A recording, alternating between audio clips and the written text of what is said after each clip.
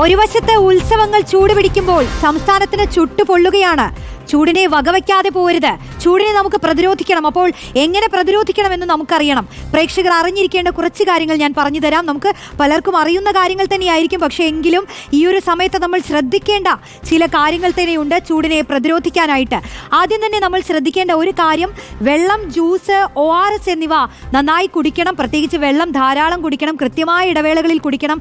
നിർജ്ജലീകരണത്തിനൊന്നും അനുവദിക്കരുത്. നമ്മുടെ ശരീരമാണ്, നമ്മൾ സൂക്ഷിക്കണം.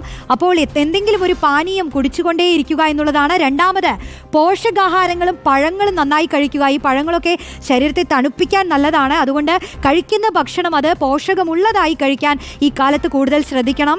അടുത്ത പോയിന്റിലേക്ക് വരികയാണെങ്കിൽ, നമ്മൾ ഒഴിവാക്കേണ്ട ചില കാര്യങ്ങളുണ്ട്. മദ്യം, കാപ്പി, ചായ, അതുപോലെ കാർബണേറ്റഡ് ശീതള പാനീയങ്ങൾ എന്നിവ ഒഴിവാക്കണം. ഇതൊന്നും ഒരു കാലത്തും നല്ലതല്ല, പക്ഷേ ഈ ചൂട് കാലത്ത് നമ്മൾ പ്രത്യേകം ശ്രദ്ധിച്ച് മാറ്റി നിർത്തേണ്ടതാണ് ഇതെല്ലാം. മറ്റൊന്ന്, നമ്മൾ ഈ സമയത്തിൽ തന്നെ ശ്രദ്ധിക്കേണ്ടതുണ്ട്. രാവിലെ 11 മണി മുതൽ വൈകിട്ട് 3 മണി വരെ വെയിലേൽക്കുന്നത് ഒഴിവാക്കുക. ഈ ഒരു സമയത്തായിരിക്കും കൂടുതൽ അപകടങ്ങളൊക്കെ ഉണ്ടാവാൻ സാധ്യത. പ്രത്യേകിച്ച് ഈ സൂര്യാഘാതമൊക്കെ ശ്രദ്ധിക്കണം. പ്രത്യേകിച്ച് ചൂട് വരുന്ന ഘട്ടത്തിൽ ഈ ഒരു സമയത്ത് പുറത്തിറങ്ങി നടക്കുമ്പോൾ പ്രത്യേകം ശ്രദ്ധിക്കുക എന്നുള്ളതാണ് പറയാനുള്ളത്.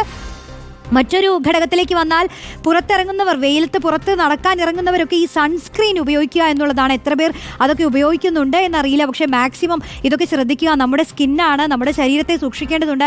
അതുകൊണ്ട് സൺസ്ക്രീനൊക്കെ ഉപയോഗിക്കുക. മറ്റൊരു പോയിന്റിലേക്ക് വരുമ്പോൾ, ഈ കഠിനമായ ജോലിക്കിടെ ഇടയ്ക്കിടയ്ക്ക് വിശ്രമിക്കാൻ ശ്രമിക്കുക. കാരണം തുടർച്ചയായി എന്തെങ്കിലും കഠിനമായ ജോലികൾ ചെയ്തു കഴിഞ്ഞാൽ അതും ശരീരത്തിന് ബുദ്ധിമുട്ടാണ്. നമുക്ക് ചൂട് അസഹനീയമായി തന്നെ മാറും. അപ്പോൾ ചെറിയ ചെറിയ ഇടവേളകളൊക്കെ എടുത്ത് ജോലികൾ ചെയ്യുക. മറ്റൊന്നാണെങ്കിൽ, യാത്രക്കിടയിലും തണലുള്ള ഇടങ്ങളിൽ ഇടവേള എടുക്കാം. നമ്മൾ യാത്ര ചെയ്യുമ്പോൾ, ചൂടുള്ള സ്ഥലങ്ങളിലൊക്കെ പോകുമ്പോൾ അത് പ്രശ്നമാകുമ്പോൾ ഇടയ്ക്ക് വണ്ടിയൊക്കെ ഒന്ന് നിർത്തി തണലുള്ള പ്രദേശങ്ങളിലൊക്കെ ഒന്ന് ഇടവേള എടുത്ത് ചെറിയ വിശ്രമമൊക്കെ നടത്തി തന്നെ മുന്നോട്ട് പോവുക. പ്രത്യേകിച്ച് ഈ ഇരുചക്ര വാഹനങ്ങളിലൊക്കെ പോകുമ്പോഴായിരിക്കും ചൂടേൽക്കാനുള്ള സാഹചര്യം. കാറിലൊക്കെ AC ഇട്ട് പോകുമ്പോൾ കുഴപ്പമുണ്ടാവില്ല. അപ്പോൾ ഇത്തരം കാര്യങ്ങളൊക്കെ കൂടുതലായി ശ്രദ്ധിക്കണം.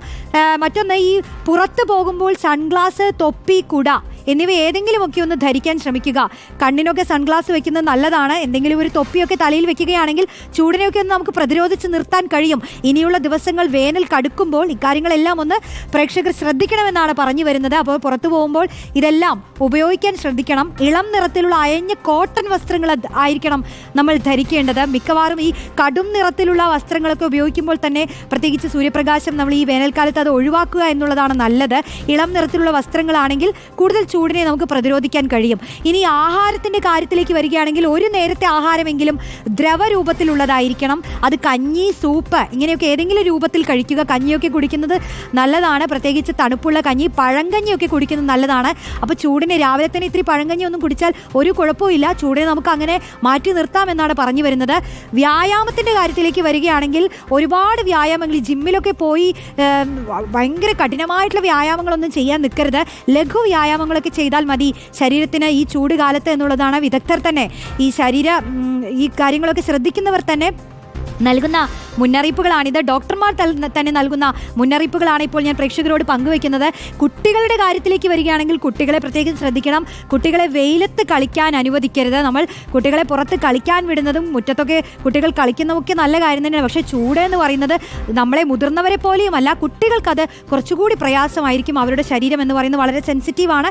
അപ്പോൾ കുട്ടികളെ വെയിലത്ത് കളിക്കാൻ വിടുമ്പോൾ പ്രത്യേകം ജാഗ്രതയോടെ തന്നെ ഇരിക്കണം, ശ്രദ്ധിക്കണം അത്. മറ്റൊന്ന്, വെയിലത്ത് പാർക്ക് ചെയ്തിരിക്കുന്ന ഈ കാറിലും മറ്റും കുട്ടികളെ ഇരുത്തി പോകരുത് എന്നുള്ളതും ശ്രദ്ധിക്കണം. അതൊക്കെ അപകടമാണ്. നമ്മുടെ കുട്ടികളുടെ കാര്യമായതുകൊണ്ട് തന്നെ ചൂട് കാലത്ത് അവർക്ക് വേണ്ടി നമ്മൾ ചെയ്തിരിക്കേണ്ട ഒരുപാട് കാര്യങ്ങളുണ്ട്.